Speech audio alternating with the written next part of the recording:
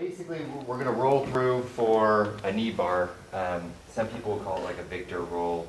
I've heard it referred to as that. But it's basically a transition from a throw. You're getting him to think that you're going to throw him forward either with an Uchimata or a Harai Goshi, and then you roll under and get on his leg. And it works really well when he actually thinks that you're going to throw him because he puts his hip in, and that gives you the leg. Okay, but the important thing to remember is I'm not just going to turn around and roll through because then he mashes my face into the mat, takes my back and chokes me unconscious. Okay, so you got to actually work the first part of it. All right, so starting with it, I don't like the traditional grip from it because that tends to give me too much space here. Okay, so the one thing I don't want is any space in between our torso. So if it's a no-gi situation, I'm going to come over and I'm going to get a whizzer. Okay? If it's a gi situation, I'm going to come around the side and get the scapula grip. Okay? So as soon as I get that one, I know that our shoulders are welded together. There's not going to be any space, and as I come through, he's going to come with me because I've got that grip.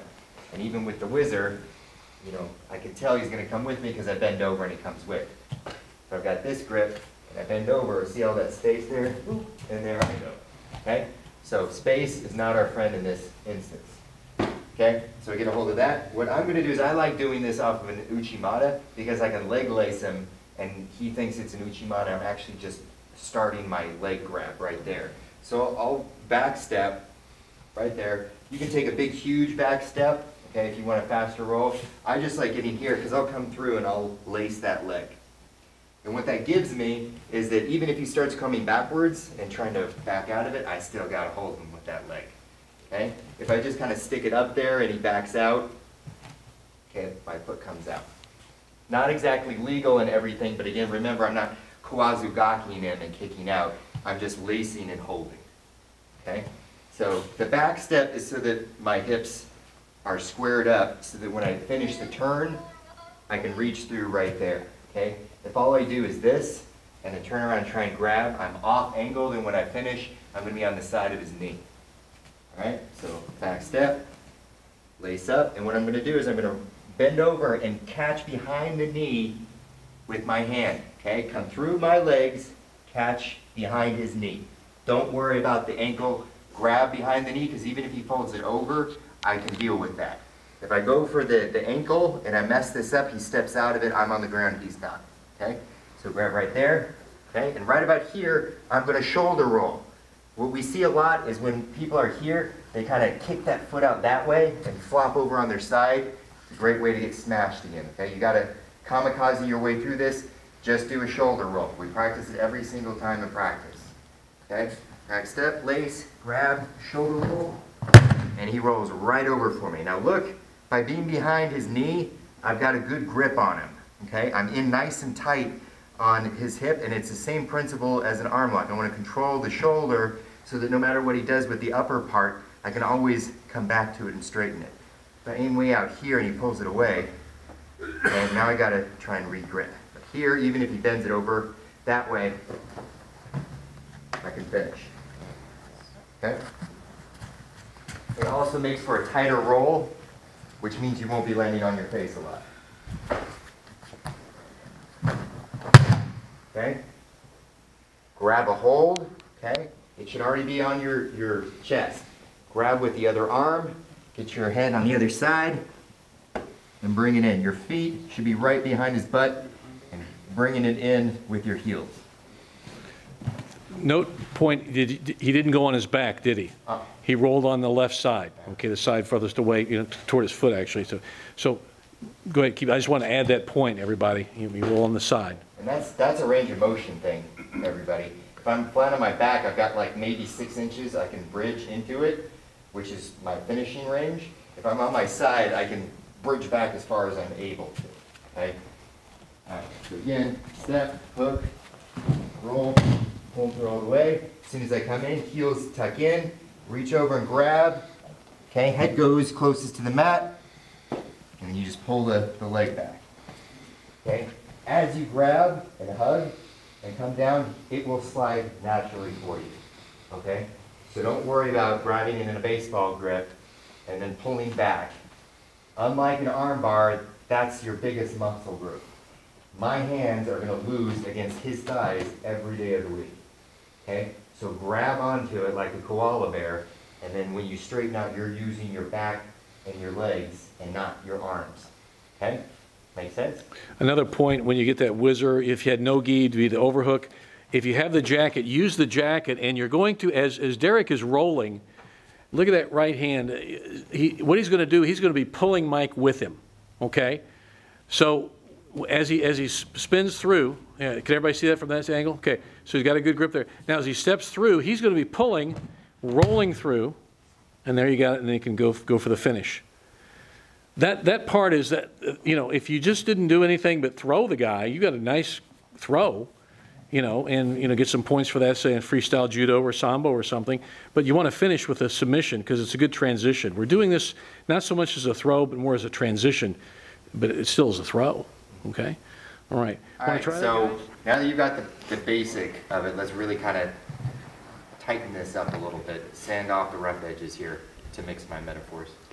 All right, so as I'm coming through on this grip, okay, so it's basically like you're clapping the guy in the back and then just grab, okay? There's a nice little pocket of gi right there, okay? And then drop the elbow.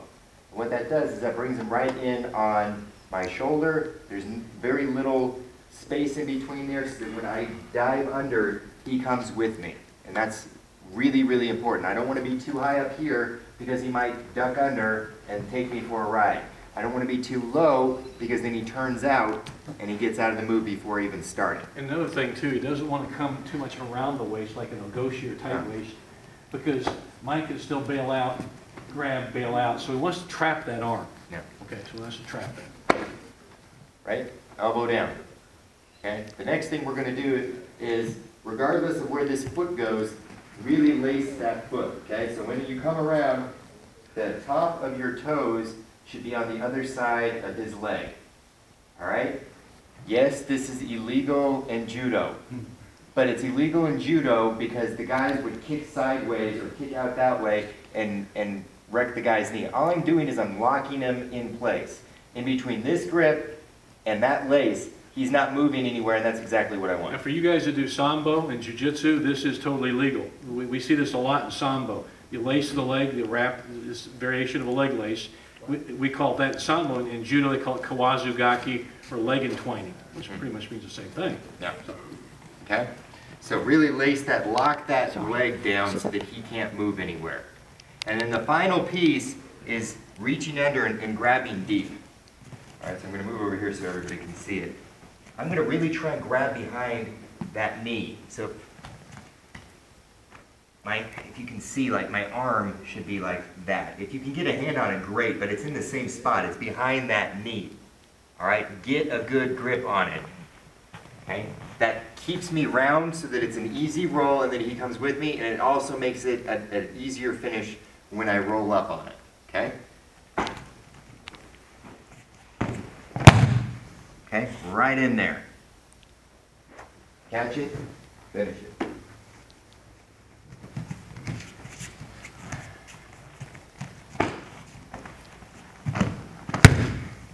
Good? Makes sense? Okay, there's an element of like a kamikaze type thing. Well, what if I mash my face? What if I do this? Every step of that is made so that he rolls with you, or at the very least, he's some phenomenal athletic dude, pulls away from you, and you roll.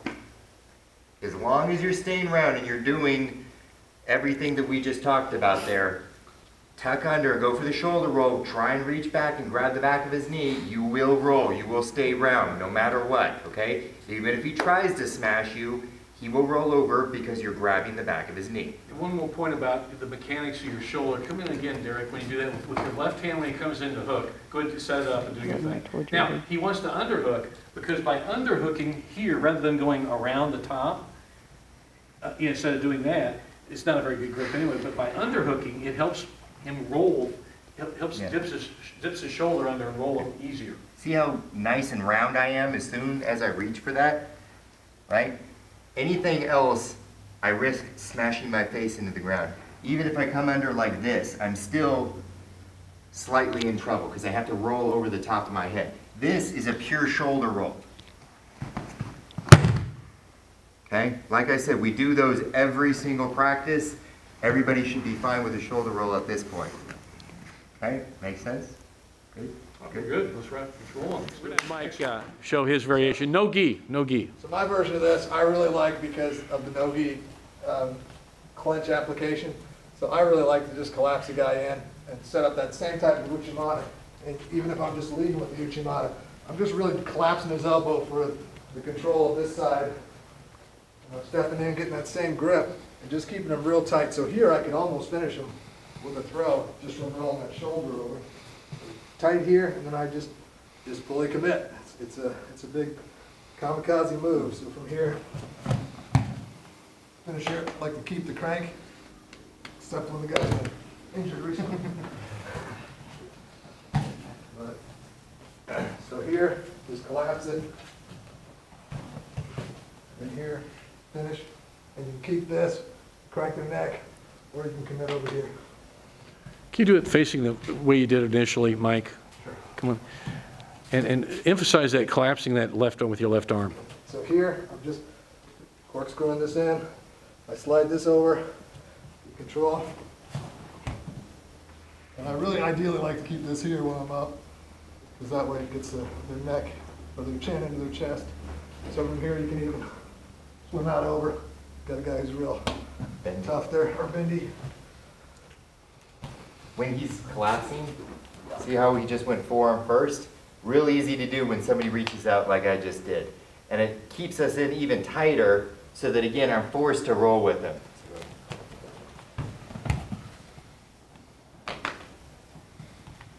And that's one of the keys to a good rolling knee bar, is to make it tight from the very beginning and as round as you can get. Because the more space there is, the easier it is for that guy to get away.